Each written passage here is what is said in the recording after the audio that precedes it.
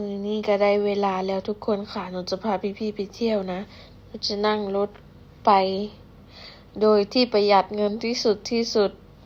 จะบอกเลยว่าหนูนั่งรถมาจากศรีสมานใช่ไหมเพื่อที่จะไปสวนจตุจักรที่พี่ดูนะว่าหนูจะขึ้นไปตอนแรกๆก็ต่อรถ2 แถวมากันก่อนจะบอกว่าถึงดอนเมืองก็10 บาททุกคนแล้วหนูก็มาขึ้นรถไฟฟ้าข้างบนสูงตรงดอนเมืองเพื่อจะไปสวนจตุจักรแล้วหนูก็ไปลงอยู่บางซื่อเขาบอกว่าบางซื่อนะแต่หนูก็หนูก็ซื้อรถไฟไปแล้ว26 บาทค่ะไปลงบางซื่อกันจะว่าไปก็หนูก็ไม่ได้ค่อยไปนะหนูไปครั้งแรกนะทุกคนหนูก็ถามเขาไปด้วยแบบหลายอย่างเลยนะคะถามนู่นนี่นั่นจนกว่าจะถึงจุดหมายปลายทางของคำพลอยนะทุกคนดูนะว่าหนูจะใช้เวลาไปกี่นาทีหรือว่าใช้เวลาไปประมาณแค่ไหนนะหมดกี่บาทด้วยความคิดว่าตัวเองจะนั่งรถแบบประหยัดไปแต่ว่าหนูออกมาตั้งแต่บ่าย 3พี่ไปนั่งรอรถ2 แถวแล้วก็เป็น1 ชั่วโมงเลยนะด้วยความประหยัดเงินนะเนาะ แล้วหนูก็ถึงบางซื่อแล้วนะตอนนี้หนูก็ลงไปบางซื่อหนูก็ยังไม่เคยไปครั้งแรกแต่ว่าป้ายเขาบอกว่าสิ้นสุด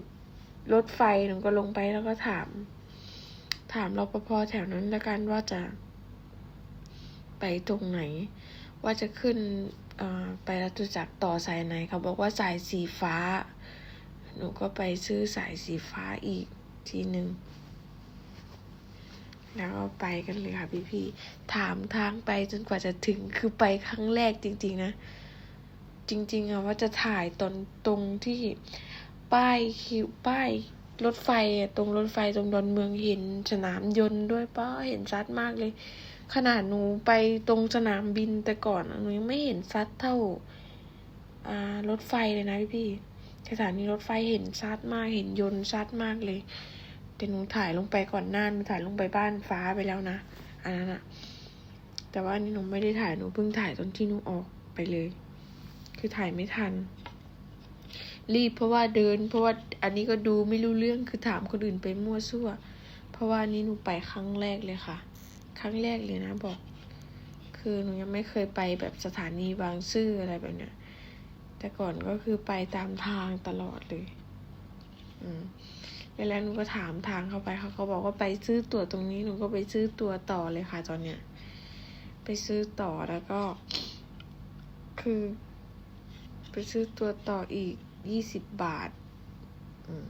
แล้วก็ไปกันเลยอันนี้ไปจตุจักรแล้วนะพี่สรุปตอนนี้เราก็ไปจตุจักรกันเลยก็ยังไม่ได้รู้เรื่องเลยนะจนกว่าจะถามเขาไปจนกว่าจะถึงอีกก็มาตอนนี้ก็ปาไปจะ4 โมงเย็นแล้วล่ะค่ะยังไม่ถึงไหนเลยปานั้นหนูบอกว่าหนูลงไปออกรถมาบ่าย 3ตอนนี้ก็จะ4 โมงแล้วก็ยังไม่ถึงไหนเลยสรุปแล้วก็มารอรถไฟจนกว่ารถไฟจะมาประมาณ15 นาทียืนรอกันสักพักหนึ่งก่อนที่จะรถมาแล้วก็ขอถ่ายนิดนึงถ่ายพูดนู่นพูดนี่จริงๆหนูไม่ค่อยจะถ่ายหน้าคนนะหนูกลัวติดเพราะว่าถ้าติดหน้าคนอื่นมันก็จะแบบเขามีปัญหากันเนาะยันเขาแบบอย่างก็เขาฟ้องบอกพี่แบบถ่ายจับหน้าคนอื่นบ่ได้แม่นบอก หัวไปเว้าไปเว้าทุกคนว้ายเว้าน้ำไผที่จริงแล้วเว้าน้ำตัวเองอะไรทุกคนบายสิบอกว่าตอนนี้หนูก็ฮอดสวนจตุจักรเรียบร้อยเลยจ้านี่เลยมาถึงสวนจตุจักรปุ๊บคิดว่าคนอื่นเนี่ยจะมาฮอดก่อนหนูเพราะว่าหนูอยู่ไกลแฮงนะทุกคนตอนนี้ก็เกือบ5 โมงแรงเกือบ5 โมงเลยหนูมาฮอดนะในที่สุดหนูก็มาฮอดสวนจตุจักรจนได้เจ้าฮู้บ่ว่าหนูเบิดเกินเท่าใดทั้งหมดค่ารถ2 แถว10 บาทค่ารถไฟตอนแรก26 บาทมาต่อที่2มาต่ออันที่2 20 บาท ทั้งเบิดข่อยเบิดอยู่56 บาททุกคนโอ้สุดยอดมากเลย จะบอกว่าหนูคุ้มบอกกับการที่แบบใช้เวลานั่งรถประมาณ2 ชั่วโมงคุ้มนะทุกคนเนาะเพราะว่ามันถึกแห้งนะนี่แล้วก็มาหมองสวนนะมาถ่ายเห็นปลาใหญ่แห้งโอ้พี่ดูพี่ดูนะหนูจะถ่ายปลาพี่ดูคอยดูกันตัวเป็นอย่างหนูตัดต่อคลิปจังใดเนี่ยคือใช้เวลาดนคือสิบ่ได้เห็นแล้วนะพี่เนาะมาจนกว่าสิได้เห็นปลาตัวใหญ่ก็คือสิใช้เวลาโดน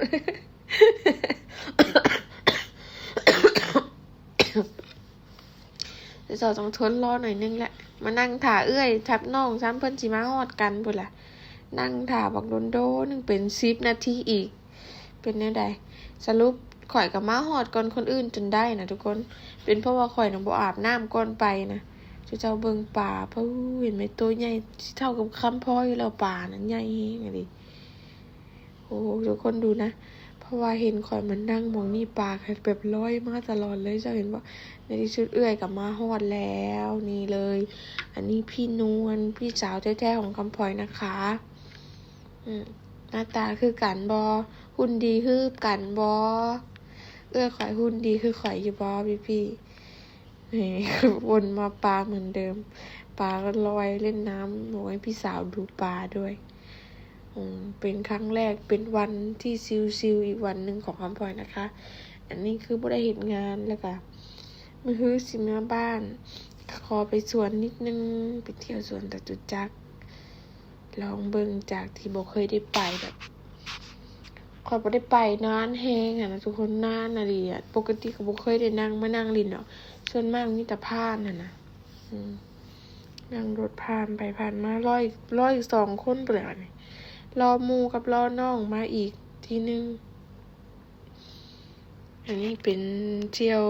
เมืองไทยแบบสนุกสนานหลายคน3เอื้อยน้องนี่ที่สุดกลับมาแล้วยังไม่มาเอื้อยกับน้องคนหน้าตาคือกันบ่ทุกคนนี่เลยในที่สุดกลับมาครบแล้วจ้ะมีเพื่อนแล้วก็น้องคนหนึ่งแล้วก็ค่อยทั้งหมด4 คนจะพากันไปใส่กันต่อพาเดี๋ยวไปกินข้าวจ้าจะไปหากินตีน้อยนานๆเจอกันเทื่อนึงกะไปหากินอย่างแซ่บๆก่อนเมื่อ